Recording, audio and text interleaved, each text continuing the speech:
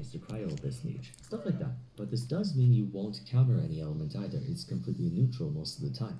The third, physical damage is easily accessible in this game. There are two artifact sets that grant you 25% bonus damage for the two-piece set effect. Pale Flame and Bloodstained Chivalry, and lest we forget the myriad of weapons that provide physical damage. In many cases, it's easier to gear them up than an elemental unit who usually demands a 4-piece bonus. You also don't have to worry about stats like elemental mastery.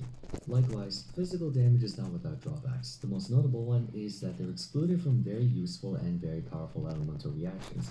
Depending on how the game develops moving forward, there might be new mechanics added or changes to existing ones that further widen the gap between elements, and if the unit in question doesn't have attributes that make up for the deficit, they'll be vastly overshadowed by peers who are able to utilize reactions. In many ways, I like to akin physical units to Broccoli from the anime Naruto. Right at the gate, it was established that his talent for ninjutsu and genjutsu was virtually non-existent, and so he was forced to bet all his chips in taijutsu. During his battle against Gaara in the Chunin exams, he basically had to go Super Saiyan just to match him. In his defense, Gaara was literally the worst opponent he could have gone up against. If he went up against any of the other shinobi, Lee could easily take all of them on at once by himself and win.